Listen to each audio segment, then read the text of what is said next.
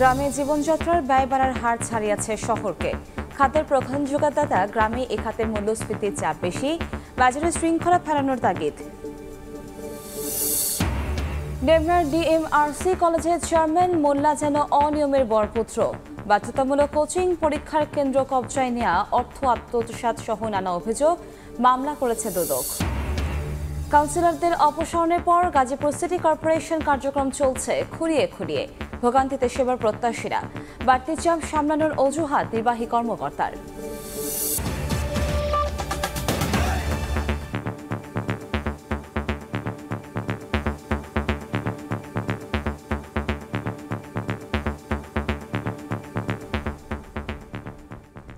ভোরের সময় সঙ্গে আছি আমি কনক আজাদ।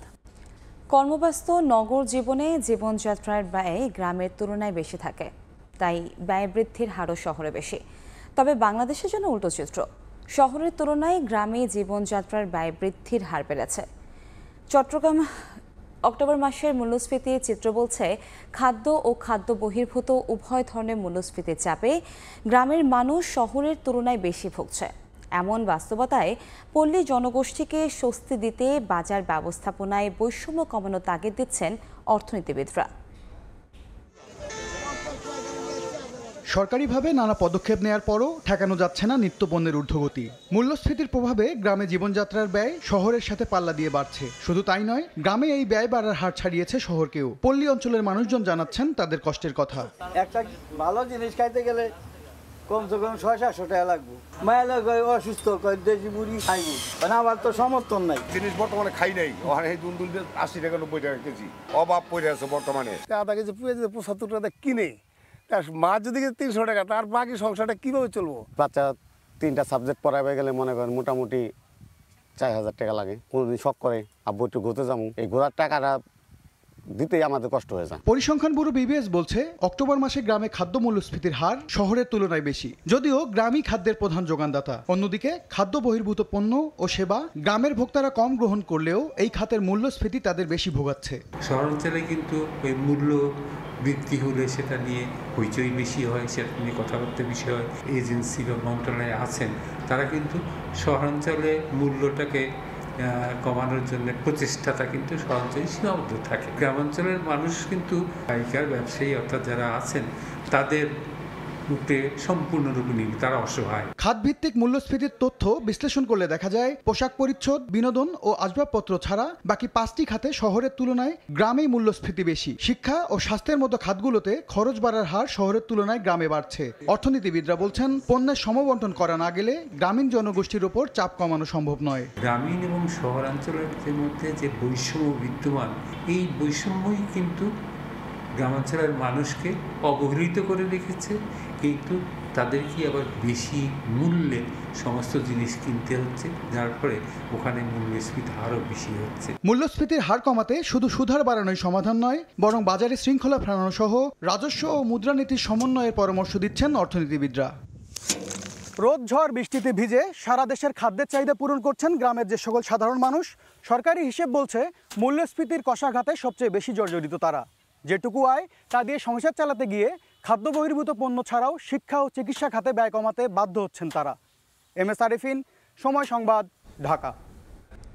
মেয়র কাউন্সিলরদের অপসারণের পর খুঁড়িয়ে খুঁড়িয়ে চলছে গাজীপুর সিটি কর্পোরেশনের কার্যক্রম। জন্ম, মৃত্যু, ওয়ারিশ সনদ সহ জরুরি সেবা নিতে চরম ভোগান্তিতে বাসিন্দারা। সেবা বঞ্চিতদের অভিযোগ, এতে সামাজিকভাবেও সৃষ্টি হচ্ছে নানা সংকট। সিটির প্রধান নির্বাহীও বলছেন, বিশাল জনসংখ্যার বিপরীতে বাড়তি দায়িত্ব পালন করতে গিয়ে তাদেরও চাপ সামলাতে হচ্ছে কয়েকগুণ। জুনায়েদ রুবেলের ছবিতে রাজিবুল হাসানের রিপোর্ট। সন্তানদের স্কুলে ভর্তি করাতে স্ত্রীর জন্ম সনদ নিতে এসেছেন মোহাম্মদ জামাল মিয়া। 2 ঘন্টারও বেশি সময় অপেক্ষা করেন শিমুলতলির কাউন্সিলর অফিসে, অথচ ঘন্টার পর ঘন্টা ফাঁকা চেয়ার, নেই দায়িত্বে থাকা সচিব। কোনো সময় অন্য জায়গায় ব্যস্ততা দেখা যায়, সচিব নাই, সচিব গেছে অন্য জায়গায়। আজকে 2 থেকে 2.5 ঘন্টা ধরে বসে রয়েছি। অনেকটা ওয়ার্ডের মধ্যে এইভাবে যদি আমাদের মতো সাধারণ জনগণের সাথে যদি এরকম হয়, তাহলে কীভাবে চলবে বলেন? এমন পরিস্থিতি আয়তনে দেশের সবচেয়ে বড় গাজীপুর সিটি কর্পোরেশনের 8টি অঞ্চলেই। কোথাও দায়িত্বপ্রাপ্ত সরকারি কর্মকর্তার ব্যস্ততার অজুহাত, কোথাও উপস্থিতি অনিয়মিত। 5 আগস্টের পর বিশেষ পরিস্থিতিতে দেশের সবকটি সিটি কর্পোরেশনের জনপ্রতিনিধিদের অপসারণ করে অন্তর্বর্তী সরকার। স্থানীয়রা বলছেন, এরপর থেকেই নাগরিক সেবায় ভোগান্তি ভোগান্তি বাড়ছে মাঠ পর্যায়ে। সরাসরি জনগণের সঙ্গে সম্পৃক্ত জনপ্রতিনিধি না থাকায় জন্ম মৃত্যু নিবন্ধন, সংশোধন, ওয়ারিশান সার্টিফিকেট সহ জরুরি সেবা পেতে ছুটাছুটি করতে হচ্ছে নগরবাসীকে। কোন ম্যাজিস্ট্রেট আসবে কারোই চিনি না, কোথা থেকে কোথায় যাব, এক সপ্তাহ যাবত একটা কাগজের জন্য ঘুরতে হচ্ছে, দৌড়াদৌড়ি করতে হচ্ছে। এতে কি হচ্ছে? জনগণের কি উপকার হচ্ছে? না, জনগণ ক্ষতিগ্রস্ত হচ্ছে। যারা এই ছাত্র আন্দোলনে পক্ষে ছিল বা যারা ছাত্রদের বিপক্ষে যায় নাই, তাদেরকে রেখে অন্তত বর্তমান যে সংকট তৈরি হয়েছে সেটা কাটানো সম্ভব। এদিকে অপসারণ হওয়া জনপ্রতিনিধিদের দাবি, তাদের যে সামাজিক দায়বদ্ধতা সেটি প্রশাসনের কর্মকর্তারা সঠিকভাবে পালন করতে না পারায় দুর্ভোগ বাড়ছে। প্রতিটা ঘর যেভাবে আমরা চিনি সেভাবে তো একটা সরকারি কর্মকর্তা চিনে না।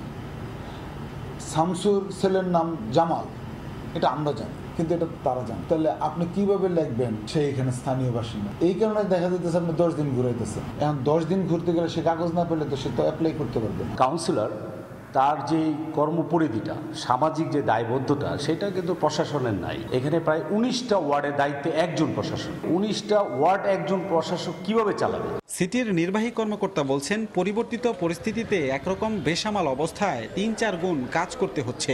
কাউন্সিলর সাহেবরা যেভাবে করতেন ওইভাবে আমরা করতে পারতেছি না, বাট আমরা প্রশাসনিকভাবে যেটা করা সেটা আমরা করেই যাচ্ছি। যেখানে মানুষ চেনা যায় না, ভাসমান ভোটার আছে, গাজীপুরটা একটু চ্যালেঞ্জিং, প্রবলেমগুলো এরাইজ হয় কেস টু কেস, সেগুলো আমরা দেখে তাৎক্ষণিকভাবে সমাধান করার চেষ্টা করি। হয়তো একটু ডিলে হয়। 329.53 বর্গ কিলোমিটার আয়তনের এই শিল্পনগরীতে 25 লাখের বেশি জনসংখ্যার পরিসংখ্যান থাকলেও বর্তমানে যা কয়েক গুণ বেশি। রাজিবুল হাসান, সময় সংবাদ, গাজীপুর। হযরত শাহজালাল আন্তর্জাতিক বিমানবন্দরে এবার প্রবাসী কর্মীদের জন্য ওয়েটিং লাউঞ্জ উদ্বোধন করেছেন প্রধান উপদেষ্টা ডক্টর মোহাম্মদ ইউনূস। তিনি বললেন, এখন থেকে বিদেশ যাত্রার সময় দুশ্চিন্তামুক্ত আরামদায়ক ভ্রমণ সহজ হবে। জলবায়ু সম্মেলন অংশগ্রহণ শেষে বৃহস্পতিবার রাত 8টার পর আজারবাইজান থেকে ঢাকায় পৌঁছান প্রধান উপদেষ্টা। বিমানবন্দরের মাল্টিপারপাস পার্কিং ওয়েটিং লঞ্চ উদ্বোধন করেন তিনি। এ সময় উপস্থিত যাত্রীদের উদ্দেশ্যে সংক্ষিপ্ত বক্তব্য রাখেন ডক্টর ইউনূস। তিনি বলেন, বিদেশ যাত্রার সময় বিমানবন্দরে এসে লম্বা সময় অপেক্ষার ঝুঁকি নিরসন করবে এই লাউঞ্জ। অল্প সময়ের মধ্যে এই উদ্যোগ বাস্তবায়ন করায় সংশ্লিষ্ট সবাইকে ধন্যবাদ জানান তিনি।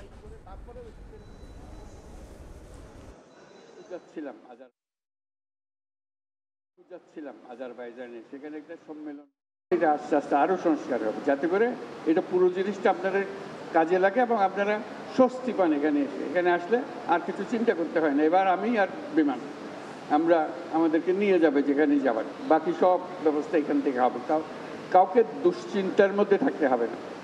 যোগাযোগ যা করতে হয় এখানে বসে করবেন, এখানে বিমানবন্দরে যে আনুষ্ঠানিকতা আছে যেগুলো করতে হয় সেগুলোও করবেন, যাতে করে সহজে আপনি যান। আপনার মাথার থেকে দুশ্চিন্তার ভারটা তুলে নেওয়া হলো এইটার উদ্দেশ্য। সেই যাত্রা শুরু হলো, আজকে আমরা খুবই আনন্দিত। পরিবারতন্ত্র থেকে বের হওয়ার ঘোষণা দিলেন বিএনপির ভারপ্রাপ্ত চেয়ারম্যান তারেক রহমান। বৃহস্পতিবার বিকেলে রাষ্ট্র সংস্কারের 31 দফা নিয়ে সেমিনারে তিনি বলেন, পরপর 2বারের বেশি প্রধানমন্ত্রী না থাকার বিধান সংবিধানে যুক্ত করবেন বিএনপি। অন্যদিকে দলটির মহাসচিব বলেন, শরিকদের সঙ্গে আলোচনা করেই সংস্কারের রূপরেখা চূড়ান্ত করবেন তারা। রাষ্ট্র কাঠামো মেরামতের 31 দফা প্রস্তাবনা নিয়ে বৃহস্পতিবার এক সেমিনার আয়োজন করে বিএনপি। রাজধানীর বনানীর একটি হোটেলে সেই সেমিনারে যোগ দেন রাজনীতিবিদ, শিক্ষক, বুদ্ধিজীবী, সুশীল সমাজ সহ বাংলাদেশে নিযুক্ত বিভিন্ন দেশের কূটনীতিক। সেমিনারের সভাপতি বিএনপি মহাসচিব মির্জা ফখরুল ইসলাম আলমগীর তার স্বাগত বক্তব্যে বলেন, অন্তর্বর্তীকালীন সরকার রাষ্ট্র সংস্কারে যে উদ্যোগ নিয়েছে তার সঙ্গে বিএনপি ঘোষিত 31 দফার অনেকটাই মিল রয়েছে। আমরা আশা করি যে আমাদের এই 31 দফা এটা সম্মিলিত, এটা শুধু বিএনপির দফা নয়, এটা আমরা সমস্ত রাজনৈতিক দলগুলো যারা আমরা যুগপৎ আন্দোলন করছিলাম, সেই যুগপৎ আন্দোলন সব দলগুলো একমত হয়েই আমরা আমাদের 31 দফা প্রণয়ন করেছিলাম। প্রধান অতিথির বক্তব্যে বিএনপির ভারপ্রাপ্ত চেয়ারম্যান তারেক রহমান অঙ্গীকার করে বলেন, বিএনপি ক্ষমতায় গেলে আওয়ামী লীগের মতো পরিবারতান্ত্রিক রাষ্ট্র কাঠামো থাকবে না। জনগণের ভোটে বিএনপি যদি সরকার গঠন করে, আপনারা দেখতে পাবেন আমাদের 31 দফার আলোকে জনগণের ক্ষমতায়ন ও অংশীদারিত্বের রাজনীতি, রাষ্ট্রে যদি রুল অফ ল থাকে, অ্যাকাউন্টেবিলিটি অ্যান্ড গুড গভর্নেন্স থাকে, তাহলে ন্যাচারালি সেখানে সাস্টেনেবল এবং ইনক্লুসিভ ডেভেলপমেন্ট হবে। আওয়ামী লীগের মতন পরিবারতন্ত্র বা অলিগার্কি তৈরি হবে না। কোনো সরকারই যেন স্বৈরাচার হয়ে উঠতে না পারে সে কারণে প্রধানমন্ত্রী সহ সবাইকে জবাবদিহিতার আওতায় আনার কথাও জানান তারেক রহমান। সর্বোচ্চ চেষ্টা থাকবে আমাদের আগামীর বাংলাদেশে আর কোনো ব্যক্তি এমনকি প্রধানমন্ত্রীও স্বৈরাচারী হয়ে ক্ষমতার অপব্যবহার যেন করতে না পারে বা পারবে না। রাষ্ট্রের সর্বোচ্চ পর্যায় থেকে শুরু করে সরকারের প্রতিটি লেভেলে চেষ্টা করা হবে নিশ্চিত করতে কেউ জবাবদিহিতার ঊর্ধ্বে নয়, কেউ আইনের ঊর্ধ্বে নয়। বাংলাদেশের স্বৈরাচারী ব্যবস্থা যেন আর পুনরাবৃত্তি না ঘটে সেটি নিশ্চিত করতে বিএনপি সংবিধানে এমন ব্যবস্থা রাখতে চায় যাতে কেউ পরপর দুবারের বেশি প্রধানমন্ত্রী হতে না পারে। আমরা আইন, বিচার ও নির্বাহী বিভাগের মধ্যে ক্ষমতার ভারসাম্য রাখতে চাই। সব শ্রেণী পেশার মানুষকে ঐক্যবদ্ধ হয়ে দেশ গঠনে ভূমিকা রাখার আহ্বান জানান বিএনপি নেতারা। দ্বিকক্ষ বা bicameral parliament system. Ahmed Salehin, সময় সংবাদ, ঢাকা। শেখ হাসিনার বক্তব্য ভারতীয় গণমাধ্যমে প্রচার করায় দিল্লিকে অসন্তোষ জানিয়েছে ঢাকা। অনুরোধ করা হয়েছে যেন শেখ হাসিনার কোনো বক্তব্য প্রচার করা না হয়। বৃহস্পতিবার বিকেলে পররাষ্ট্র মন্ত্রণালয়ের ব্রিফিংয়ে তথ্য জানানো হয়। মন্ত্রণালয়ের মুখপাত্র আরও জানান, সুইজারল্যান্ডে উপদেষ্টা আসিফ নজরুলকে হেনস্থার ঘটনায় দায়িত্বে অবহেলার কারণে শাস্তি দেওয়া হয়েছে দুজনকে। সাবেক প্রধানমন্ত্রী শেখ হাসিনা পালিয়ে 5 আগস্ট ভারতে আশ্রয় নেয়ার পর থেকে দুই দেশের কূটনৈতিক সম্পর্ক নতুন মোড় নেয়। এর মধ্যেই যুক্তরাষ্ট্র তাকে ক্ষমতা থেকে সরিয়েছে বলে শেখ হাসিনার দেয়া বিবৃতি প্রচার করে ভারতীয় গণমাধ্যমগুলো। পররাষ্ট্র মন্ত্রণালয় বলছে, শেখ হাসিনার বিবৃতি প্রচারের বিষয়ে অসন্তোষ জানানো হয়েছে ভারত সরকারকে। জাতিসংঘের মানবাধিকার বৃহস্পতিবার এক সংবাদ সম্মেলনে পররাষ্ট্র মন্ত্রণালয়ের মুখপাত্র তৌফিক হাসান জানান, ভারতে যাওয়ার পর যেসব রাজনৈতিক বিবৃতি দিচ্ছেন শেখ হাসিনা তা ভালো চোখে দেখছে না সরকার। তাদেরকে এটি স্পষ্টভাবে বলা হয়েছে যে সাবেক প্রধানমন্ত্রী 5 আগস্ট গণ অভ্যুত্থানের সময় ভারতে চলে যাওয়ার পর সেখানকার বিভিন্ন গণমাধ্যমে যে ধারাবাহিকভাবে রাজনৈতিক বিবৃতি বক্তব্য দিচ্ছেন সেটি বাংলাদেশ সরকার ভালোভাবে দেখছে না। এই ব্যাপারে সরকারের তীব্র অসন্তুষ্টি প্রকাশের পাশাপাশি সাবেক প্রধানমন্ত্রীকে এই ধরনের বক্তব্য বিবৃতি প্রদান থেকে বিরত রাখার জন্য কিন্তু ভারত সরকারকে আহ্বান জানানো হয়েছে। এদিকে সুইজারল্যান্ডে উপদেষ্টা আসিফ নজরুলকে হেনস্থার ঘটনায় দায়িত্বে অবহেলার কারণে জেনেভা মিশনে কর্মরত দুজনের বিরুদ্ধে ব্যবস্থা নিয়েছে সরকার। এখানে লেবার উইংয়ে যিনি কাউন্সিলর আছেন তাকে স্ট্যান্ড রিলিজ করা হয়েছে এবং একজন স্টাফ মেম্বার, যে লোকাল স্টাফ মেম্বার, তাকে চাকরি থেকে অব্যাহতি দেওয়া হয়েছে। এদিকে বাংলাদেশে দূতাবাস নেই এমন দেশগুলোর ভিসা প্রার্থীরা দিল্লির পরিবর্তে ভিয়েতনাম এবং পাকিস্তান থেকে ভিসা নেয়ার ব্যবস্থা করেছে পররাষ্ট্র মন্ত্রণালয়। হ্যানয়, পাকিস্তান, উজবেকিস্তান এরকম 3-4টা জায়গা থেকে কিন্তু ভিসা নেওয়ার ব্যাপারে আমরা উদ্যোগ নিয়েছি। এবং তাজওয়ার মাহমিদ, সময় সংবাদ, ঢাকা। আর কোনো দেশ যাতে অভ্যন্তরীণ বিষয়ে নাক গলাতে না পারে সেজন্য সবাইকে সতর্ক থাকার পরামর্শ দিয়েছেন আইন উপদেষ্টা আসিফ নজরুল। বৃহস্পতিবার বিকেলে রাজধানীর বিচার প্রশিক্ষণ ইনস্টিটিউটে জঙ্গি হামলায় নিহত 2 বিচারকের স্মরণ সভায় তিনি এই কথা বলেন। এ সময় 2005 সালে ঝালকাঠিতে জঙ্গি হামলায় নিহত 2 বিচারপতি জগন্নাথ পাড়ে ও সোহেল আহমেদকে স্মরণ করা হয়। বাংলাদেশ জুডিশিয়াল সার্ভিস অ্যাসোসিয়েশন আয়োজিত স্মরণ সভায় আসিফ নজরুল আরও বলেন, কোনোভাবেই উগ্রবাদকে গ্রহণ করা হবে না। বলেন, এদেশের চারদিকে কোনো বন্ধু রাষ্ট্র নেই, যা ঘটে তা ফুলিয়ে ফাঁপিয়ে আন্তর্জাতিক পরিসরে তুলে ধরে।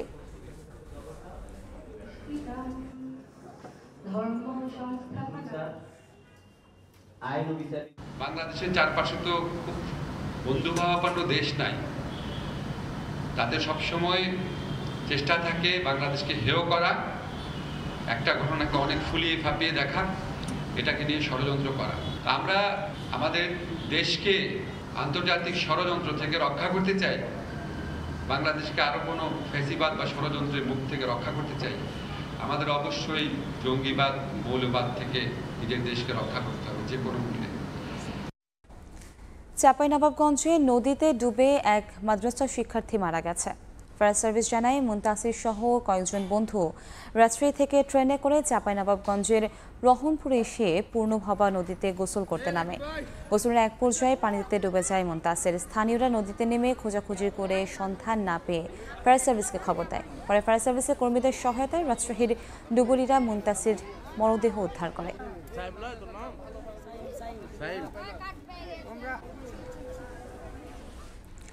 গোপালগঞ্জ জেনারেল হাসপাতালের স্বাস্থ্যসেবা আরও বেগবান করতে নির্মাণ করা হয় 29টি সুবিধা সম্বলিত একটি মাল্টিপারপাস ভবন। তবে 2 বছর পেরিয়ে গেলেও ভবনটি অব্যবহৃত। এতে সুবিধাবঞ্চিত রোগী, চিকিৎসক ও হাসপাতালের কর্মকর্তারা। ভবনটির সব সেবা চালু করতে কোনো উদ্যোগ নেই হাসপাতাল কর্তৃপক্ষের। এতে মানিকের ছবিতে জয়ন্ত শিরালির রিপোর্ট। 250 শয্যা বিশিষ্ট জেনারেল হাসপাতালের স্বাস্থ্যসেবার মান উন্নয়নে 2020 সালে দেশের 9টি জেলায় তৈরি করা হয় মাল্টিপারপাস ভবন। অগ্রাধিকার ভিত্তিতে গোপালগঞ্জেও জেনারেল হাসপাতালের ভবন ঘেঁষে নির্মাণ করা হয় 5 তলা বিশিষ্ট বহুমুখী সেবার এ ভবনটি, যেখানে রয়েছে ক্যান্টিন, ভিজিটর ওয়েটিং, আধুনিক pharmacy, doctors dormitory, guest lounge, kitchen সহ 29টি সুবিধা। নির্মাণ শেষে 2022 সালের অক্টোবরে হাসপাতাল কর্তৃপক্ষের কাছে হস্তান্তর করা হয় ভবনটি। তবে 2 বছর পেরিয়ে গেলেও কার্যক্রম শুরু হয়নি ভবনটির। শুধু নিচতলার ক্যান্টিন ও ভিজিটর ওয়েটিং রুম ব্যবহার হচ্ছে স্টোর হিসেবে। ফাঁকা পড়ে আছে বাকি কক্ষগুলো। ভবনটির সব সুবিধা চালুর দাবি জানিয়েছেন রোগী, চিকিৎসক ও কর্মকর্তারা। দীর্ঘদিনেও ভবনটির সুবিধাসমূহ চালু না হওয়ায় ক্ষোভ জানিয়েছেন বাস্তবায়নকারী সংস্থা স্বাস্থ্য প্রকৌশল অধিদপ্তর। এতদিন ধরে কেন বন্ধ আছে বা কি আছে, কর্তৃপক্ষের কাছে এটা আমাদের একটা আকুল আবেদন, যাতে এটা আমরা সুফল ভোগ করতে পারি।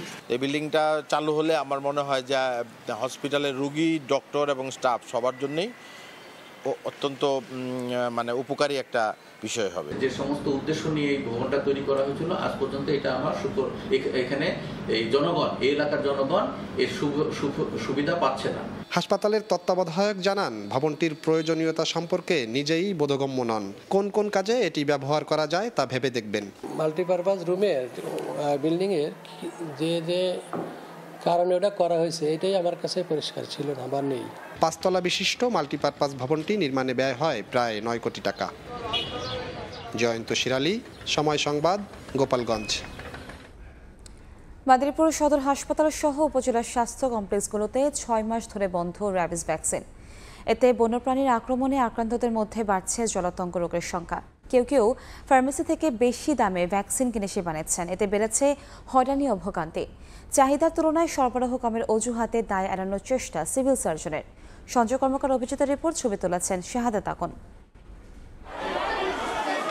কুকুরের কামড়ে আহত 2 বছরের মেয়েকে নিয়ে মাদারীপুর জেলা সদর হাসপাতালে এসেছেন সদর উপজেলার পূর্ব রাস্তির খালেদা বেগম। কয়েক ঘন্টা লাইনে দাঁড়িয়ে জানতে পারেন হাসপাতালে নেই জলাতঙ্ক রোগের ভ্যাকসিন।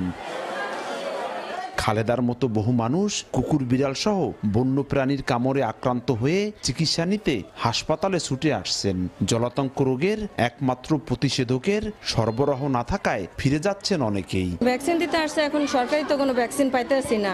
এখানে 5 টাকা দিয়ে টিকিট কাটছি, এখানে আসছি দেখি ভ্যাকসিন নাই, তখন বাইরে থেকে আমি কিনে আনছি 540 টাকা দিয়ে। খোঁজ নিয়ে জানা গেছে গত 6 মাস ধরে র্যাবিস ভ্যাকসিন নেই জেলার কোনো সরকারি হাসপাতালে। প্রতিদিন 150 থেকে 200 মানুষ সেবা নিতে আসেন এখানে, যার মধ্যে শিশুর সংখ্যাই বেশি। ভ্যাকসিন সরবরাহ না থাকায় বাহিরে থেকে 540 টাকা থেকে 900 টাকায় কিনে আনছেন তারা। এতে খরচের সাথে বেড়েছে ভোগান্তি। শুনছি বলে এনে ফ্রি দেয়, আইয়ে দেয় না, কেনা লাগে, কিনগান গিয়া দিতে হইছে। সাপ্লাই এখন ইদানিং নাই, আমরা চাহিদা দিছি, আবার আসলে আমরা দিব। জেলা সদর হাসপাতালের তত্ত্বাবধায়ক ও সিভিল সার্জনের দাবি, চাহিদার তুলনায় রোগী বাড়ায় দেখা দিয়েছে ভ্যাকসিনের সংকট। পর্যাপ্ত অ্যাওয়ারনেস বিল্ডিং করার কারণে, সচেতনতা তৈরি করার কারণে জনগণ ছুটে আসতেছে। হ্যাঁ, তো সেই কারণে চাহিদার তুলনায় এই সরবরাহ সেরকম হচ্ছে না। সরকারি হাসপাতালে প্রতিদিন সকাল 9টা থেকে দুপুর 2টা পর্যন্ত ফ্রিতে ভ্যাকসিন দেওয়ার কথা রয়েছে। কুকুর, বিড়াল সহ বন্য প্রাণীর আক্রমণের শিকার রোগীদের 7 দিনের মধ্যে জলাতঙ্ক রোগের ভ্যাকসিনের 3টি ডোজ নিতে হয়। এছাড়া 14 দিনে একটি ও 28 দিনে শেষ ডোজ নিতে হয়। সঞ্জয় কর্মকার, অভিজিৎ, সময় সংবাদ, মাদারীপুর। ডায়াবেটিস থেকে সুরক্ষায় স্বাস্থ্যবিধি সহ কিছু বিধিনিষেধ মেনে চলা জরুরি। দেশের বেশিরভাগ মানুষই বিষয়টি উপেক্ষা করেন। এতে ক্ষতির শিকার হচ্ছেন বিরাট এক জনগোষ্ঠী। বিশ্ব ডায়াবেটিস দিবসে এসব সচেতন হয়ে সোসাইটির আয়োজনে পথ কর্মশালায় এ কথা বলেন বক্তারা। জাতীয় প্রেস ক্লাবের সামনে বৃহস্পতিবার আয়োজিত অনুষ্ঠানে বক্তারা রোগীটির নানা বিষয় তুলে ধরেন। পরিমিত খাদ্যাভ্যাস ও নিয়ম মেনে জীবনযাপন করলেই সুরক্ষিত থাকা যায় বলে পরামর্শ তাদের। সারা দেশে অনেকেই নিরবঘাতক ডায়াবেটিস সহ নানা রোগে আক্রান্ত হন, অথচ স্বাস্থ্য পরীক্ষা না করানো এবং লক্ষণগুলো না জানায় অকালে প্রাণহানির মতো ঘটনা অহরহ ঘটছে। সংগঠনের সভাপতি মাজহার ইসলাম তার গবেষণার তথ্য উপস্থাপন করেন। হেলথ ক্যাম্পে শতকরা 20 থেকে 25% রোগী শনাক্ত হয় যারা কখনো ডায়াবেটিস পরীক্ষা করাননি অথচ তীব্রভাবে ডায়াবেটিস আক্রান্ত। সম্প্রতি প্রি ডায়াবেটিক্সের লক্ষণ দেখা দিচ্ছে সমবয়সী মানুষের মধ্যে, যা উদ্বেগজনক বলে মন্তব্য করেন তারা। পরে লিফলেট বিলি সহ স্বাস্থ্য পরামর্শ দেন সংগঠনের কর্মীরা। অন্য নারীর সঙ্গে সম্পর্কে জড়িয়ে পড়ায় ক্ষুব্ধ হয়ে ব্যবসায়ী জসিমকে হত্যা করে তারই নারী দেহরক্ষী 7 টুকরো করে ফেলে রাখে নারায়ণগঞ্জের রূপগঞ্জে। তদন্তের অংশ হিসেবে রাজধানীর শেওড়াপাড়ায় জসিমের ফ্ল্যাট থেকে অভিযুক্ত রুমাকে গ্রেফতার করেছে পুলিশ। জিজ্ঞাসাবাদের জন্য হেফাজতে নেওয়া হয়েছে আরও একজনকে। শওকত আলী সৈকতের তথ্য, আরিফ হোসেনের ছবি রিপোর্ট।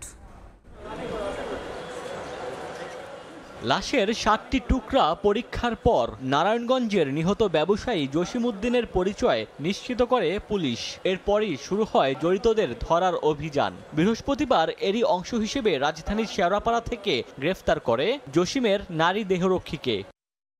10 নভেম্বর নিজ গাড়িতে রাজধানীর বসুন্ধরা আবাসিক এলাকার বাসা থেকে প্রথমে গুলশানে যান জসিমউদ্দিন। সেখান থেকে আরেক গাড়ি নিজে চালিয়ে যান নারায়ণগঞ্জের ফতুল্লায়। এরপর থেকেই নিখোঁজ ছিলেন তিনি। উনি সমাজসেবী, উনি একজন ভালো মানুষ, ওনার কোন শুধু থাকবো কেন? গত রাত্রে খবর হয়েছে যে এখান থেকে একটা লাশ আনছে ভিক্টোরিয়াতে, আপনারা দেখে যেতে পারেন। তারপরে আসার পরে রাত্রে আমরা শনাক্ত করতে পারছি এটা ভাইয়ের লাশ। যারা এটার সাথে জড়িত তাদের অবশ্যই প্রত্যেকের আমি ফাঁসি চাই। 13 নভেম্বর রূপগঞ্জ উপজেলার পূর্বাচল উপশহরের লেকের পাড় থেকে 3টি পলিথিন ব্যাগে জসিমের লাশের টুকরা পায় পুলিশ। দেহরক্ষী রুমার দেয়া তথ্য অনুযায়ী লেকের পাড় থেকে উদ্ধার হয় আরও কয়েক টুকরা। বৃহস্পতিবার সংবাদ সম্মেলনে পুলিশ জানিয়েছে অন্য নারীর সঙ্গে জসিমের সম্পর্ক তৈরি হওয়ায় ক্ষুব্ধ হন রুমা। এরই জেরে পরিকল্পিতভাবে হত্যা করা হয়। গুলশান থানার একটা জিডির সূত্র ধরে আমরা এই ডিসিস্টের পরিচয় জানতে পারি এবং এই ডিসিস্টের সঙ্গে রুমা নামে একটা মহিলার কিছুটা অবৈধ সম্পর্ক ছিল বলে প্রাথমিকভাবে জানা যাচ্ছে এবং তিনি এই খুন করেছেন। জসিমউদ্দিন নারায়ণগঞ্জের ফতুল্লা সস্তাপুর এলাকার বাসিন্দা ছিলেন। পরিবার নিয়ে থাকতেন বসুন্ধরা আবাসিক এলাকায়। সময় সংবাদ, নারায়ণগঞ্জ। ঢাকার ধামরাইয়ের একটি পুলিশ ক্যাম্পে 3 মাসেও ফেরেনি স্বাভাবিক কার্যক্রম। পুলিশ সদস্য না থাকায় কয়েকটি ইউনিয়নে আইনশৃঙ্খলা পরিস্থিতির চরম অবনতি ঘটাচ্ছে বলে অভিযোগ এলাকাবাসীর। চুরি, ডাকাতি সহ অপরাধ প্রবণতা বেড়ে যাওয়ায় জনমনে আতঙ্ক বিরাজ করছে। তবে পুলিশ কর্মকর্তা জানান, নিরাপত্তার স্বার্থে ক্যাম্পটির কার্যক্রম বর্তমানে বন্ধ রয়েছে। মনির হোসেনের ছবিতে মুজাফর হোসেন জয়ের তথ্য নিয়ে রিপোর্ট। একসময় এই ক্যাম্পটিতে পুলিশ সদস্য ও এলাকাবাসীর আনাগোনায় সরগরম থাকলেও বর্তমানে শুনশান নীরবতা। ক্যাম্পের কলাপসিবল গেটেই ঝুলছে তালা, আর ক্যাম্পের সামনের মাঠে স্তূপ করে রাখা হয়েছে লাকড়ি। এমন চিত্র ঢাকার ধামরাইয়ের কুশুরা ইউনিয়নের বন্যা কুশুরা পুলিশ ক্যাম্পের। একসময় কুশুরা সহ আশপাশের ইউনিয়নের নিরাপত্তার জন্য এখানে পুলিশ ক্যাম্প স্থাপন করা হয়েছিল। সেখানে আজ পুলিশ না থাকায় চরম আতঙ্কে এলাকাবাসী। তারা বলছেন, 5 আগস্টের পর থেকে এলাকায় জনপ্রতিনিধি ও পুলিশ না থাকার সুযোগে প্রতি রাতেই কৃষকের গোয়ালের গরু সহ মূল্যবান সম্পদ চুরি হচ্ছে। একই সঙ্গে মাদকসেবীদের আখড়ায় পরিণত হয়েছে এলাকাটি। বেড়েছে সন্ত্রাসী কার্যকলাপ। ক্যাম্পের অবস্থা তো ভালো না, আমাদের এলাকায় ডাকাত আরো বাইরে গেছে। এই এলাকাটা খুব ভালো ছিল, চুরি হইতো না।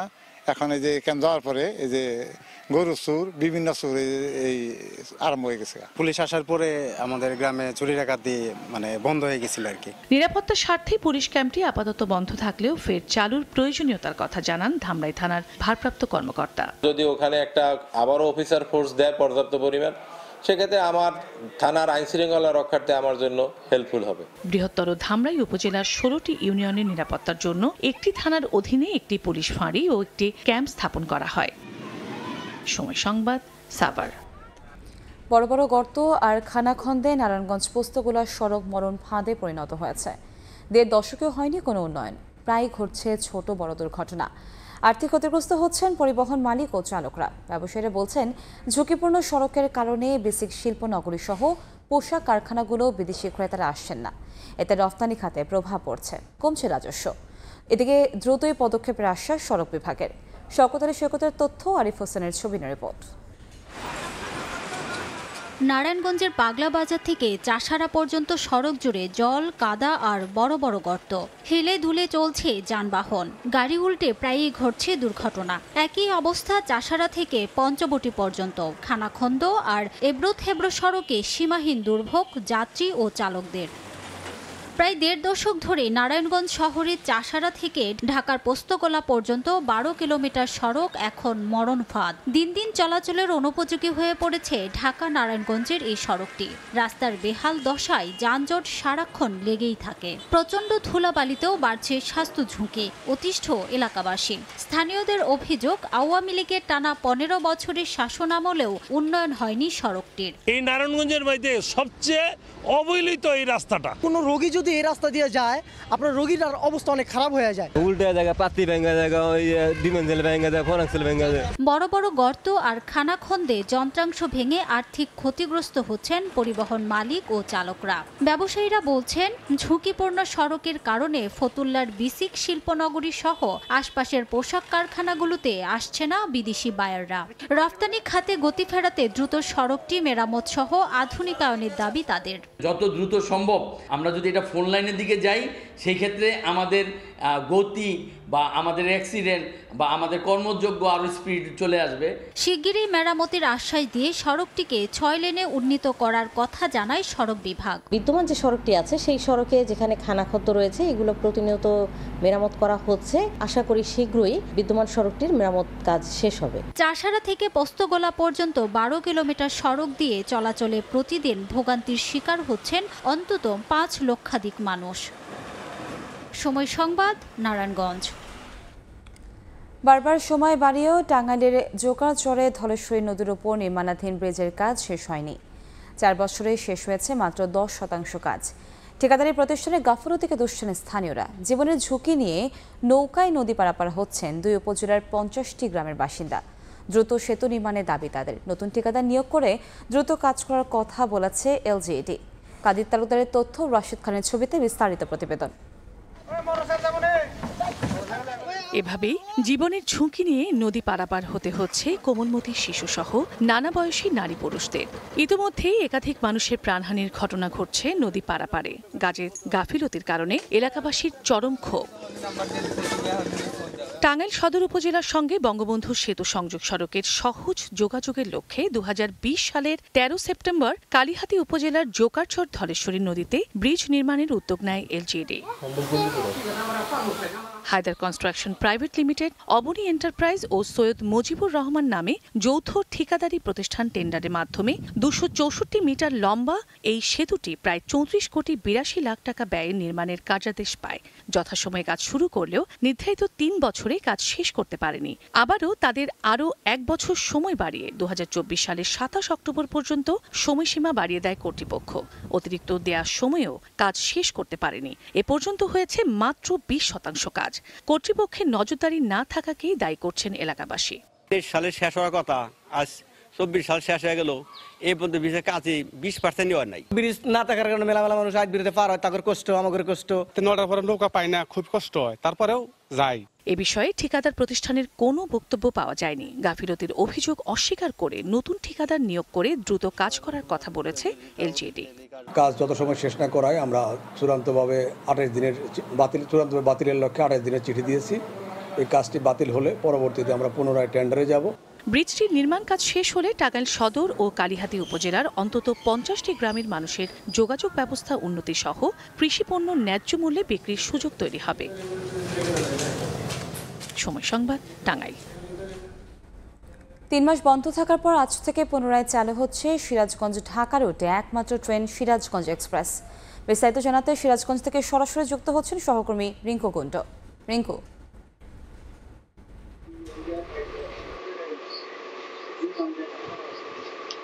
৩.৫ মাস বন্ধ থাকার পর আজ থেকে চালু হলো সিরাজগঞ্জ ঢাকা রুটের একমাত্র ট্রেন সিরাজগঞ্জ এক্সপ্রেস এবং এই ট্রেনটি ভোর ৬টায় সিরাজগঞ্জ বাজার স্টেশন থেকে ছেড়ে এসেছে এবং এখন ঢাকার উদ্দেশ্যে রওনা হয়ে সিরাজগঞ্জ জামতল স্টেশনে কিন্তু আসলে যাত্রা বিরতি দিয়েছে। এরপরেই শহীদ মুন্সিপাল স্টেশন, তারপরে যমুনা সেতু হয়ে ঢাকায় ছেড়ে যাবে এবং এই ট্রেনটি কিন্তু সিরাজগঞ্জের একমাত্র সিরাজগঞ্জ ঢাকা রুটের একমাত্র ট্রেন এবং এটি ভোর ৬টা থেকে সিরাজগঞ্জ ছেড়ে চলে যায় এবং আবারও রাত্রে সিরাজগঞ্জে ফিরে আসে। এবং এই ট্রেনটি দীর্ঘ 3.5 মাস বন্ধ থাকায় কিন্তু সিরাজগঞ্জবাসী বিভিন্ন আন্দোলন সংগ্রাম, মানববন্ধন, স্মারকলিপি প্রদান, মিটিং মিছিল, বিভিন্ন আন্দোলন সংগ্রাম কিন্তু তারা করেছে।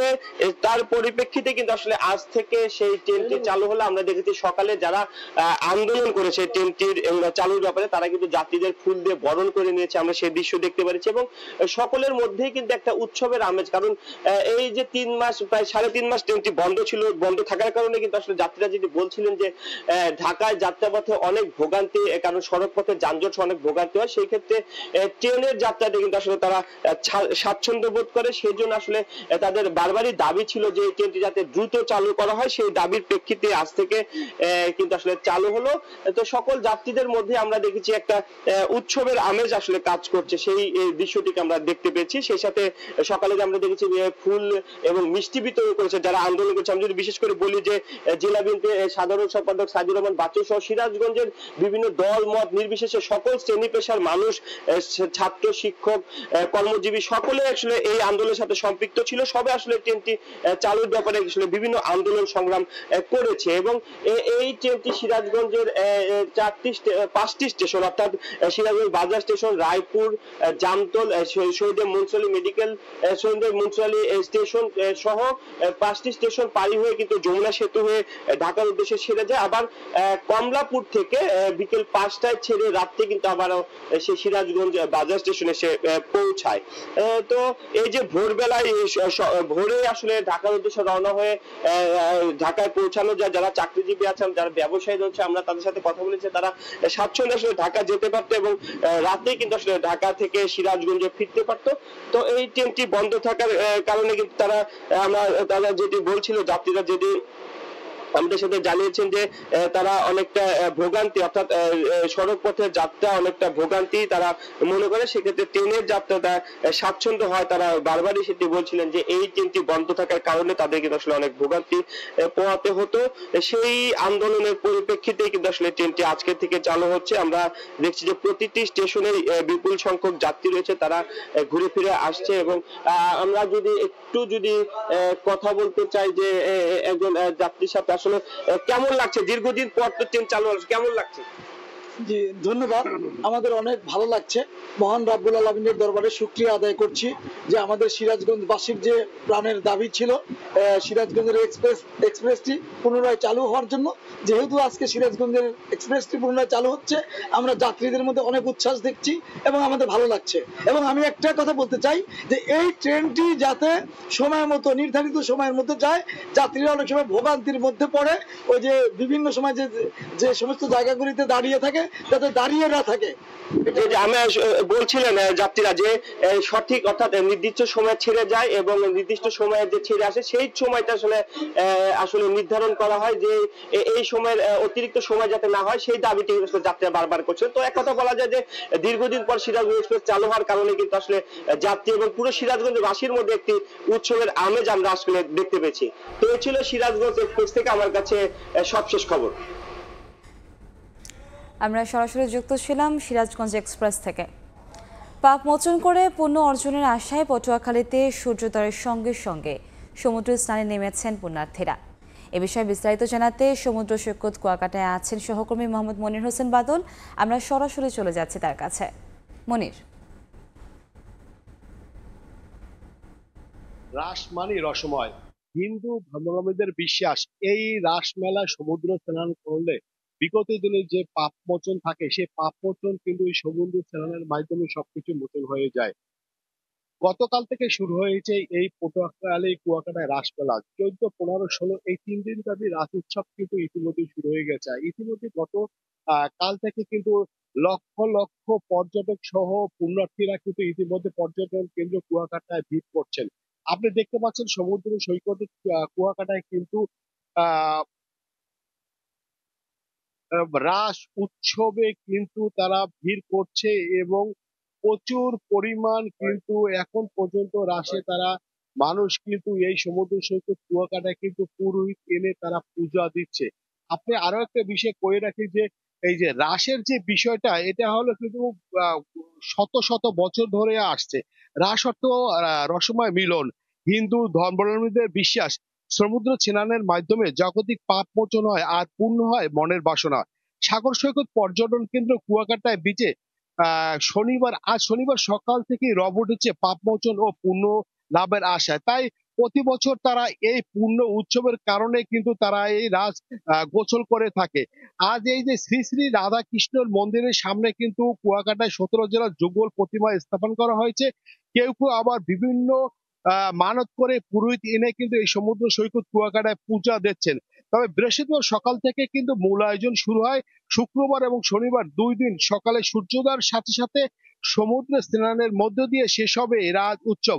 যেহেতু এবছর কিন্তু যারা রাজ উৎসব কমিটি রয়েছে, রাজ উৎসব কমিটিদের সাথে কথা বলেছি, তারা বিষয়টা জানিয়েছে আজকে শুক্রবার এবং আগামীকাল শনিবার এই 2 দিন কিন্তু এই স্নানটা হবে এই সমুদ্র সৈকত কুয়াকাটায়। এখানে কিন্তু মানুষের কিন্তু যারা ধর্ম অবলম্বী রয়েছে হিন্দু, তারা কিন্তু সনাতন যারা রয়েছে তারা কিন্তু এখানে এসে বিভিন্ন ধরনের পূজা দিচ্ছে এবং তারা এর মাধ্যমেই তারা মনে করছে যে জগতে জন্ম হতে এই যে এখন পর্যন্ত যত পাপ হয়েছে এই পাপগুলো সম্পূর্ণ মোচন হয়ে যাবে এবং আজ থেকে তারা শুদ্ধ হয়ে আবার নতুন করে জীবন যাপন করবে। আপনাকে আরেকটু বসে রাখি যে এই যে রাস পূর্ণিমা, এটা হলো দাপর যুগে বৃন্দাবনের যমুনার তীরে যে গোপনীয়গণ শ্রীকৃষ্ণ ও রাধিকার সঙ্গে লীলা বিলাস করার সময় যমুনাতে স্নান করেছিল। লীলার আগে ও পরে স্নান করে বিশুদ্ধ হয়ে পুণ্য অর্জন করে শ্রীকৃষ্ণকে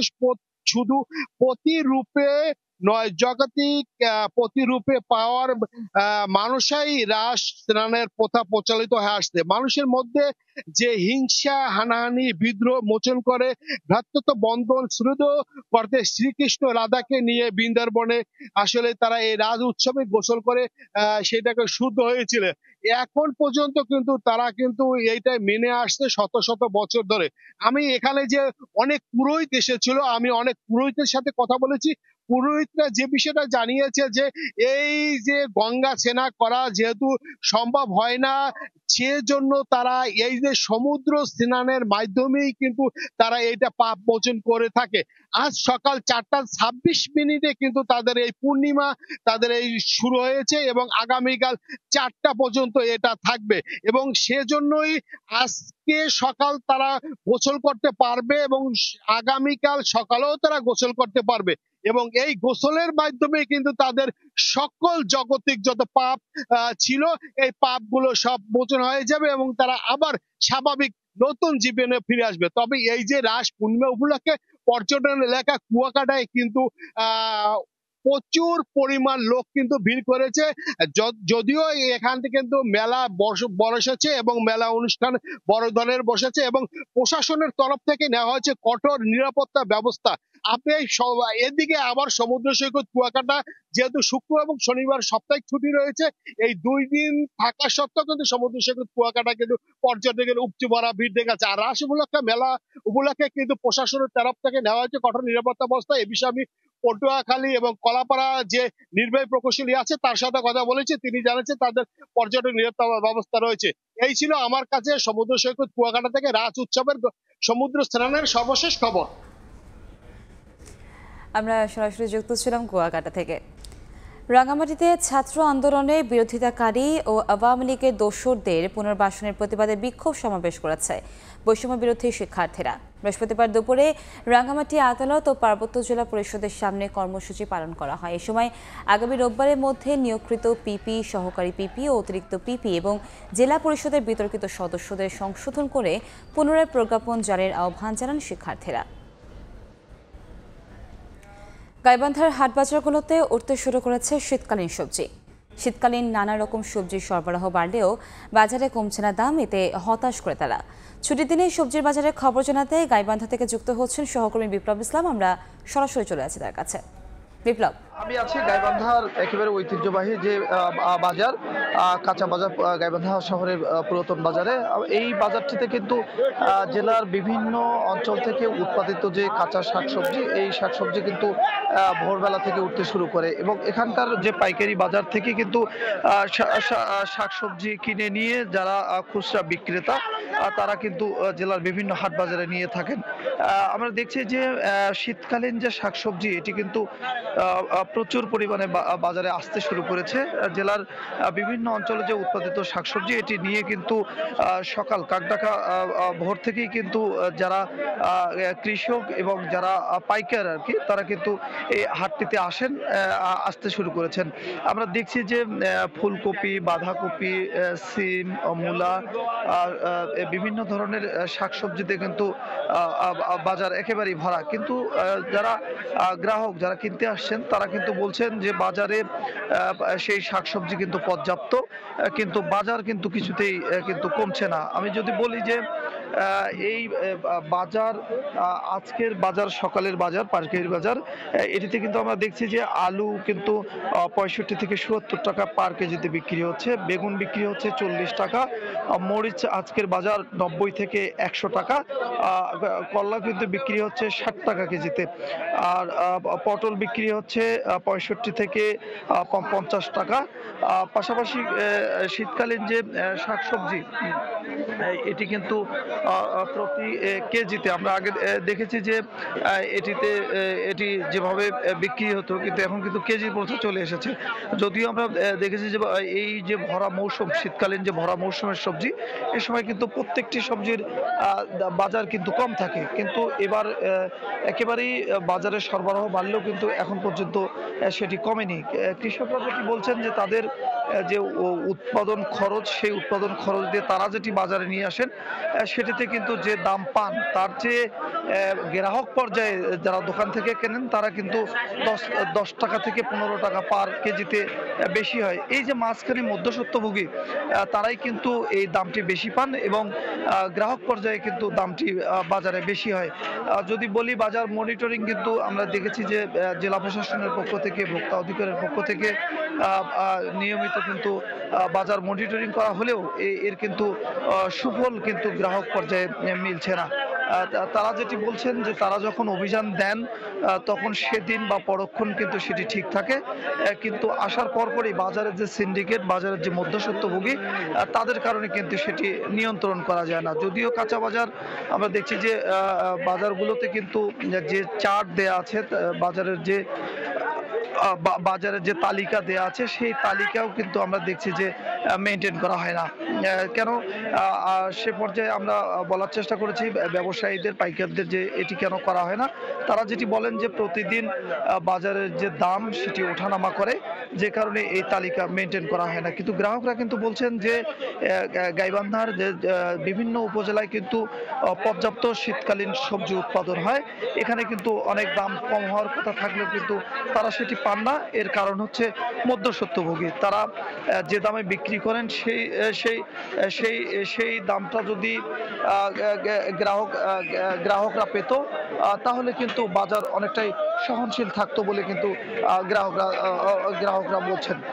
তারা যেটি বলছেন যে ভোক্তা অধিকার এবং জেলা প্রশাসনের যে অভিযান এটি যেন নিয়মিত করা হয় এবং তাদের যে চালান এটি যেন চেক করা হয়, তাহলে কিন্তু এই বাজার কমবে বলে তারা দাবি করছেন। এই ছিল গাইবান্ধার কাঁচা বাজারের সর্বশেষ খবর। সবজি বাজারের খবরাখবর জানতে আমরা সরাসরি যুক্ত ছিলাম গাইবান্ধা থেকে। কৃষি সম্প্রসারণ অধিদপ্তর বরিশাল আঞ্চলিক কার্যালয় পরিদর্শন করে খামার বাড়ি পরিবেশ নিয়ে ক্ষোভ প্রকাশ করেছেন কৃষি ও স্বরাষ্ট্র উপদেষ্টা জাহাঙ্গীর আলম চৌধুরী। বৃহস্পতিবার বিকেলে কৃষি মন্ত্রণালয়ের আওতাধীন দফতরসমূহের কর্মকর্তাদের সঙ্গে মত বিনিময় করেন তিনি। এ সময় কৃষি কর্মকর্তারা প্রজেক্টের নামে অর্থ লোপাট করে ইঙ্গিত দিয়ে ঠিকমতো কাজ করার নির্দেশ দেন স্বরাষ্ট্র উপদেষ্টা।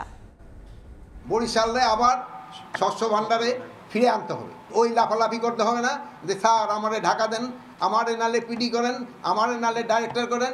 এটা কিন্তু কোনো পার্টির সরকার না, এখানে আপনি কিন্তু কাজ করতে সুবিধা, কিন্তু আপনারা ওই পার্টির এখন এই পার্টি বা শুরু করে দিচ্ছেন।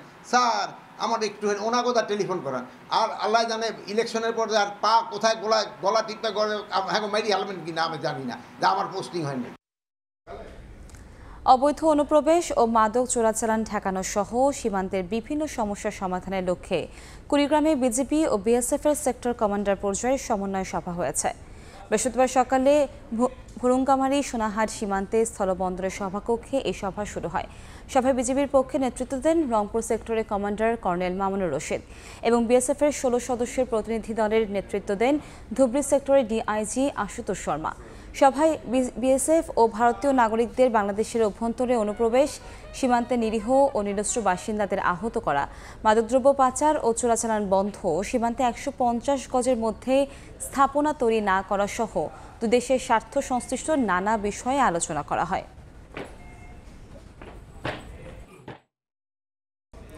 উৎপাদনের অন্যতম শীর্ষ জেলা মুন্সিগঞ্জের হিমাগারগুলোতে পর্যাপ্ত মজুদ সত্ত্বেও সিন্ডিকেট আর মধ্যস্থভোগীদের দৌরাত্মে 75 থেকে 80 টাকা কেজি দরে আলু কিনতে বাধ্য হচ্ছেন ভোক্তা। সবশেষ খবর জানতে মুন্সিগঞ্জের আলুর বাজারে আছে রিপোর্টার নাসিরুদ্দিন উজ্জ্বল। আমরা সরাসরি যাচ্ছি তার কাছে। উজ্জ্বল, 58টি হিমাগারে 42,320 মেট্রিক টন আলু এখনো কিন্তু 150-র বেশি দেশের প্রায় 1 লাখ প্রযুক্তি সংশ্লিষ্টদের অংশগ্রহণে পর্তুগালে শেষ হলো এবারের ওয়েব সামিট। উন্নত বিশ্বের অনেক দেশের পাশাপাশি ভারত, পাকিস্তান সহ দক্ষিণ এশিয়ার অনেক দেশের স্টার্টআপ বা বিভিন্ন প্রতিষ্ঠানের অংশগ্রহণ থাকলেও ছিল না কোনো বাংলাদেশি প্রতিষ্ঠান। এমন আয়োজনে অংশ নিলে উপকৃত হবে বাংলাদেশের আইটি খাত, এমনটাই মনে করেন ব্যক্তি উদ্যোগে অংশ নেওয়া বাংলাদেশিরা। রেজওয়ানা কাব্যের ক্যামেরায় তারিকুল হাসান আশিকের রিপোর্ট। তথ্য প্রযুক্তি খাতের বিশাল কর্মযজ্ঞ ওয়েব সামিট পর্তুগালের রাজধানী লিসবনে অনুষ্ঠিত। এবারের আসরে অংশ নেয় 153টি দেশ। মেটা, হুয়াওয়ে, অ্যাডব বা ডেলের মতো টেক জায়ান্টদের পাশাপাশি সম্মেলনে নিজেদের উদ্ভাবন নিয়ে হাজির হয় 3000-এর বেশি প্রতিষ্ঠান। বিনিয়োগকারী পাওয়ার লক্ষ্য নিয়ে এসেছে অনেক স্টার্টআপ প্রতিষ্ঠানও। অত্যাধুনিক প্রযুক্তির নানা আয়োজন দিয়ে দর্শনার্থীদের আকৃষ্ট করেছে স্পেন, দুবাই বা মাল্টার প্যাভিলিয়ন। 36টি দেশের 62টি ট্রেড ডেলিগেশন নিয়ে এবারের আসরে নজর কেড়েছে জার্মানি ও ব্রাজিল। উন্নত বিশ্বের বিভিন্ন দেশের পাশাপাশি ওয়েব সামিটে অংশ নেয় দক্ষিণ এশিয়ার বেশ কয়েকটি দেশ। কাতার, ভারত, পাকিস্তানের অংশগ্রহণ থাকলেও ছিল না বাংলাদেশের কোনো প্রতিষ্ঠান। এতে আক্ষেপ জানিয়ে ব্যক্তি উদ্যোগে ওয়েব সামিটে যোগ দেওয়া বাংলাদেশিরা জানান, এমন আয়োজনে অংশ নিয়ে উপকৃত হতে পারে দেশের আইটি খাত। বাংলাদেশের কোনো স্টল বা বাংলাদেশের কোনো টেক কোম্পানি এখানে তাদেরকে রিপ্রেজেন্ট করছে না। এটা আসলেই দুঃখজনক, আসলে আনফরচুনেট। আমার রিকোয়েস্ট থাকবে প্রত্যেকটা টেক কোম্পানি যারা বাংলাদেশে আছে তারা যদি আসে, তারা যদি এখানে এসে তাদের সার্ভিসটা বা এবং কান্ট্রি ফ্ল্যাগটাকে যদি এখানে এসে এত বাংলাদেশ হিসাবে যদি তারা এখানে আসে, আমার মনে হয় বাংলাদেশের টেক জগৎ আরো অনেক বেশি এগিয়ে যাবে। বাংলাদেশের ফ্রিল্যান্সাররা অনেক এগিয়ে যাবে, যারা টেকের সাথে কাজ করছে তারা অনেক এগিয়ে যাবে। এবারের ওয়েব সামিট ছিল নারী উদ্যোক্তাদের জন্য দারুণ সম্ভাবনার। এই আসরে অংশ নেয়া 44% স্টার্টআপ ছিল নারী উদ্যোক্তাদের। এছাড়া মূল অংশগ্রহণকারীর 42% ছিলেন নারী উদ্যোক্তা। এই সম্মেলনে অংশ নিয়ে আমি সত্যি অভিভূত। আমার দেখা অন্যতম বড় একটি আয়োজন। আমরা খুব শিগগিরই আমাদের নতুন স্টার্টআপ শুরু করতে যাচ্ছি, তাই আমি মনে করি বিনিয়োগকারী বা অংশীদার পাবার দারুণ একটি ক্ষেত্র এটি। এবারের আসরে অংশ নেন 1066 জন বিনিয়োগকারী। বক্তব্য রাখেন বিভিন্ন খাতে সফল 1000 বক্তা। তথ্য প্রযুক্তি খাতে যে কোনো উদ্ভাবন বিশ্বের সামনে তুলে ধরতে ওয়েব সামিট নিঃসন্দেহে একটি বড় প্ল্যাটফর্ম। সেই সাথে বিনিয়োগের অভাবে অনেক আইডিয়া থাকার পরেও যারা নতুন স্টার্টআপ শুরু করতে পারছেন না, তাদের বিনিয়োগকারীও মিলতে পারে ওয়েব সামিট থেকে। তাই সামনের দিনগুলোতে বাংলাদেশ থেকেও প্রতিষ্ঠান যুক্ত হবে ওয়েব সামিটে, এমনটাই আশা করছে এবার ব্যক্তি উদ্যোগে ওয়েব সামিটে অংশ নেওয়া বাংলাদেশিরা। তারিকুল হাসান আশিক, সময় সংবাদ, লিসবন, পর্তুগাল। ইতালির প্রায় 1000-এরও বেশি কৃষি খামারের মালিক বাংলাদেশি প্রবাসীরা। কৃষিক্ষেত্রে দ্রুত শক্তিশালী হচ্ছে প্রবাসী বাংলাদেশিদের অবস্থান। এসব ক্ষেত্রে 50,000-এরও বেশি বাংলাদেশি প্রবাসী কাজ করেন, যা দেশীয় রেমিটেন্স প্রবাহকে করেছে শক্তিশালী। ইতালি থেকে মাকসুদুর রহমানের তথ্যচিত্র রিপোর্ট। ইতালির শ্রমবাজারে প্রবাসী বাংলাদেশিদের রয়েছে গুরুত্বপূর্ণ অবদান। দেশটির অন্যতম প্রধান তিনটি ক্ষেত্র পর্যটন, কৃষি ও জাহাজ নির্মাণ শিল্পে বাংলাদেশিদের শক্তিশালী অবস্থান রয়েছে। তবে অল্প কয়েক বছরের মধ্যে কৃষিক্ষেত্রে বাংলাদেশি প্রবাসীদের অর্জন ঈর্ষণীয়। এরই মধ্যে দেশটির বিভিন্ন অঞ্চলের প্রায় 5000-এরও বেশি কৃষি খামারের মালিকানা অর্জন করেছেন বাংলাদেশিরা। এসব কৃষি খামারে 50,000-এরও বেশি প্রবাসী কর্মী নিয়োজিত আছেন। সঠিক সুযোগ পেলে ইতালির কৃষিক্ষেত্রে আরও শক্তিশালী অবস্থান গড়তে সক্ষম হবে বলে মনে করেন প্রবাসী বাংলাদেশিরা। শিল্প সমৃদ্ধ ইতালি খাদ্য উৎপাদনেও স্বয়ংসম্পূর্ণ। এরই মধ্যে দেশটিতে গড়ে উঠেছে 1000-এরও বেশি বাংলাদেশি প্রবাসীর মালিকানাধীন কৃষি খামার। এসব খামারে মূলত উৎপাদন হয় বাংলাদেশের শাকসবজি, লাউ, শিম, করল্লা, ঢেঁড়স, মিষ্টি কুমড়া, ডাঁটা, কলমি, পাট, পুঁই, লাউ শাক ও কাঁচামরিচ পর্যাপ্ত পরিমাণে উৎপাদন হয় ইতালি প্রবাসীদের কৃষি খামারে। এসব উৎপাদিত বাংলাদেশি কৃষিপণ্য ইতালি প্রবাসীদের চাহিদা মিটিয়ে ইউরোপের বিভিন্ন দেশেও পাঠানো হয়। প্রবাসে দেশীয় স্বাদের তাজা শাকসবজি কম দামে কিনতে পেরে খুশি প্রবাসী বাংলাদেশিরা। এই কৃষি ক্ষেত্রে একটু আমরা সময় দেই, তাইলে আমাদের জন্য মনে হয় যে লাভবান এবং আমাদের বাংলাদেশের রেমিটেন্সের জন্য লাভবান। আমরা অনেক স্বাচ্ছন্দ্য, মানে বাংলাদেশের তুলনায় অনেক কম দামে এখান থেকে সবজি পাচ্ছি। এগুলো শুধু ইতালি না, ইতালির বাহিরে ইউরোপে অনেক দেশে যাচ্ছে, এখানে লাখ লাখ মানুষ খাচ্ছে। এইগুলার রেমিটেন্সগুলো আমরা বাংলাদেশে পাঠাতে পারছি। ইতালির কৃষির প্রধান পণ্যগুলো হচ্ছে গম, ভুট্টা ও জলপাই। দেশটিতে ছোট বড় মিলিয়ে প্রায় 16 লাখ কৃষি খামার রয়েছে। এসব ক্ষেত্রে 88 লাখ মানুষ কাজ করেন। ইতালির কৃষি বিভাগের তথ্য মতে স্থানীয়রা বিশেষ করে নতুন প্রজন্ম দিন দিন কৃষিকাজে আগ্রহ হারাচ্ছে। এতে গত এক দশকে দেশটির প্রায় 30% কৃষি খামার বন্ধ হয়ে গেছে। সরকারের তরফ থেকে বিদেশিদের মাধ্যমে এসব বন্ধ কৃষি ফার্মগুলো চালুর জন্য অনুদানও দেওয়া হচ্ছে। এমন সুবর্ণ সুযোগ কাজে লাগিয়ে বাংলাদেশি প্রবাসীরা হতে পারেন ইতালির বড় বড় খামারের মালিক। সেই সঙ্গে রেমিটেন্সের মাধ্যমে দেশের জন্য এনে দিতে পারেন অর্থনৈতিক সাফল্য। সময় সংবাদ, Italy. Global super league T20 final খেলতে চায় রংপুর রাইডার্স। সে লক্ষ্যে নিজেদের ছাড়িয়ে নিচ্ছেন ক্রিকেটাররা। স্কোয়াডে বড় নাম না থাকলেও দলীয় প্রচেষ্টাতেই লক্ষ্যের দিকে এগোতে চায় ফ্র্যাঞ্চাইজিটি, জানিয়েছেন দলের সহকারী কোচ মোহাম্মদ আশরাফুল। এদিকে চিরাচরিত নীলকিডস বাদ দিয়ে গ্লোবাল টুর্নামেন্টে লাল সবুজের জার্সি গায়ে মাঠে নামবে রংপুর রাইডার্স। মূলত পরিবর্তিত বাংলাদেশকে প্রতিনিধিত্ব করতেই এই সিদ্ধান্ত নিয়েছে ফ্র্যাঞ্চাইজি কর্তৃপক্ষ। বিসিবির একাডেমি গ্রাউন্ড অনুশীলন করছে একটা দল। প্রথম দেখায় দূর থেকে যে কারোরই মনে হবে হয়তো কার্যক্রম চলছে বাংলাদেশ দলের কোনো একটা ইউনিটের, কারণ ক্রিকেটারদের নাম আর গায়ের জার্সির রং যে সেরকমই। তবে আপনি অবাক হবেন যখন দেখবেন অনুশীলনের মধ্যমণি মোহাম্মদ আশরাফুল। লেভেল 3 শেষ করা এই ক্রিকেটার এখন পুরোদমে কোচিং করাচ্ছেন, কিন্তু বাংলাদেশ দলের আশপাশে তিনি আছেন সেরকম কোনো খবর তো কারো কাছে নেই। ভুলটা ভাঙলো এরপরই, এটা রংপুর রাইডার্স।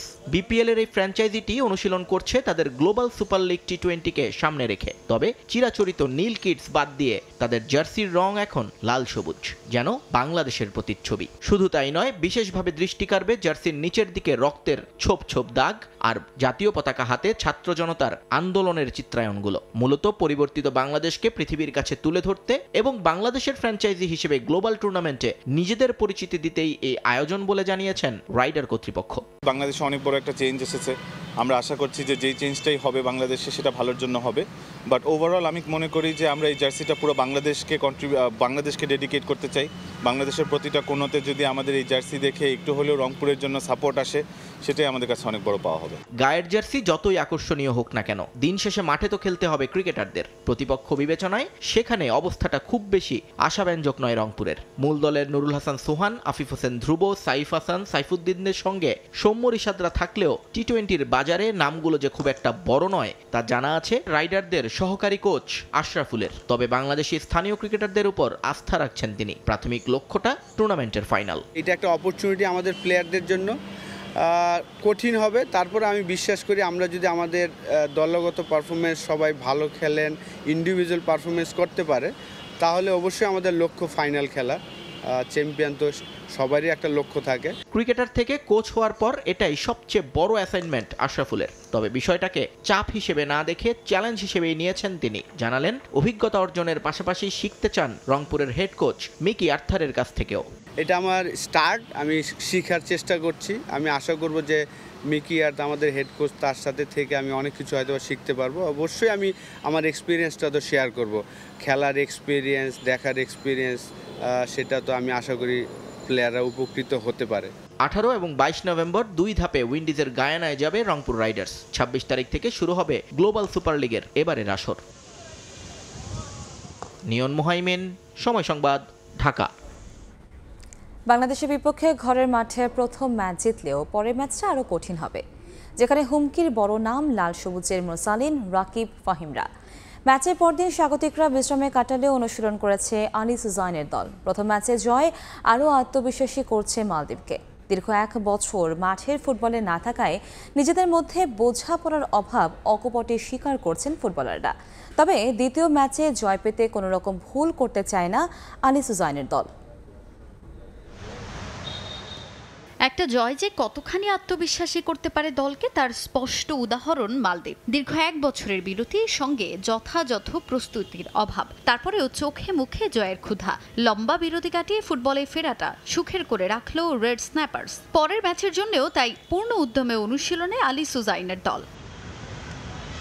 গেল বছরই কিংস অ্যারেনায় মালদ্বীপকে 2-1 ব্যবধানে হারিয়েছিল বাংলাদেশ। এবার সেই লাকি ভেন্যু কিংস অ্যারেনায় আর জয়ের ঝান্ডা ওড়ানো হলো না কাবরেরার শিষ্যদের। ম্যাচ হেরে মালদ্বীপ অনুশীলনে নামলেও বিশ্রামেই কাটিয়েছে বাংলাদেশ দল। বাংলাদেশের ঘরের মাঠে তাদের বিপক্ষে খেলাটা খুব একটা সহজ হয়নি। 1-0 ব্যবধানে জিতলেও লাল সবুজের দল নিয়ে ভয় ছিল পুরো ম্যাচ জুড়েই। বাংলাদেশের মোরসালিন রাকিবদের নিয়ে ভীত মালদ্বীপের কোচ আলী সুজাইন। পরের ম্যাচে আরও সতর্ক হয়ে খেলার লক্ষ্য দলটার, তাই তো কোনো ভুল নয়, বরং ম্যাচ জয়ে অনুশীলনেই বাড়তি মনোযোগ কোচের। Since 1 year we was out of football, especially international matches, we didn't play any match, so it was a good win. The result is very good for Maldives and Maldivian football family. Yeah, it was tough players. They proved that they are ready for this and they was so much hungry for a win. And the thing is, last 3-4 years Bangladesh has been doing very good. They have been improving. There are 3 attacking players, this number 7 Mursaleen and Fahim and Rakib, all these players, they have been a threat for us. Anytime they can beat defense in this region. এদিকে দীর্ঘ বিরতির পর মাঠে নামায় নিজেদের মধ্যে বোঝাপড়ার অভাবটা অকপটে স্বীকার করেছেন ফুটবলাররা, যে কারণে গোল ব্যবধান বাড়ানো সম্ভব হয়নি বলে মন্তব্য আলী সুজাইনের শিষ্যদের। বাংলাদেশের স্ট্রাইকাররা যে মালদ্বীপের জন্য হুমকির তা মানছেন ফুটবলাররা। পরের ম্যাচে তাই জয়ের ব্যাপারে সাবধানী অবস্থানে এই দলটা। আমরা একটা দল হয়ে খেলতে পারিনি, তবে আমরা কঠোর পরিশ্রম করেছি। পরের ম্যাচেও জয়ের জন্য আমরা অনুশীলন ও কৌশলে উন্নতিতে কাজ করে যাচ্ছি। বাংলাদেশ খুবই ভালো দল, তাদের বিপক্ষে খেলাটা সহজ ছিল না। তাদের স্ট্রাইকার ও ফরওয়ার্ডরা আমাদের জন্য হুমকির। আমরা চেষ্টা করব সাবধানী হয়ে খেলতে। We will just wait and see. We also have some very good attacking players and we can take advantage from them. আগামী শনিবার দ্বিতীয় ও শেষ ম্যাচে কিংস অ্যারেনায় মুখোমুখি হবে বাংলাদেশ ও মালদ্বীপ। তাজিন খন্দকার, সময় সংবাদ, ঢাকা। শরীয়তপুরে বাংলাদেশ সেনাবাহিনী, বিমান বাহিনী ও নৌবাহিনীর অংশগ্রহণে আন্তঃবাহিনী বাস্কেটবল প্রতিযোগিতার ফাইনাল খেলা অনুষ্ঠিত হয়েছে। শেষ পর্যন্ত প্রতিযোগিতায় চ্যাম্পিয়ন হয়েছে বাংলাদেশ নৌবাহিনী। বিকেলে নৌ-পদাতিক ডিভিশনের সার্বিক ব্যবস্থাপনায় শরীয়তপুরের শেখ রাসেল সেনানিবাসে এই খেলার আয়োজন করা হয়। 10 নভেম্বর শুরু হয় রাউন্ড রবিন লিগ পদ্ধতির এই প্রতিযোগিতা। খেলায় বাংলাদেশ নৌবাহিনী দল সেনাবাহিনীকে 60-46 পয়েন্টে হারিয়ে চ্যাম্পিয়ন হয়। সমাপনী অনুষ্ঠানে বাংলাদেশ সেনাবাহিনীর chief of general staff lieutenant general Mizanur Rahman Shamim প্রধান অতিথি হিসেবে উপস্থিত থেকে বিজয়ীদের হাতে ট্রফি তুলে দেন।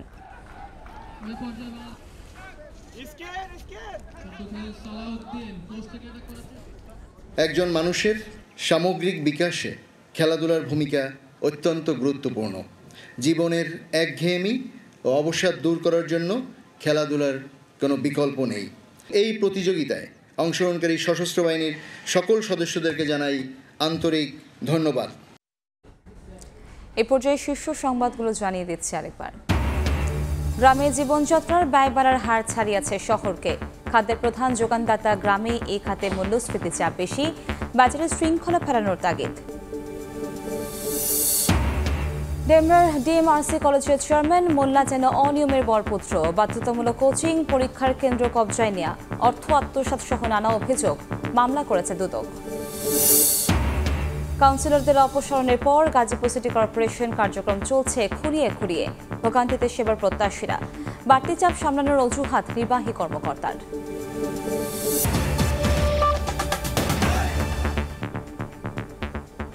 এ ছিল ভোরের সময়, সঙ্গেই থাকুন সময়ের।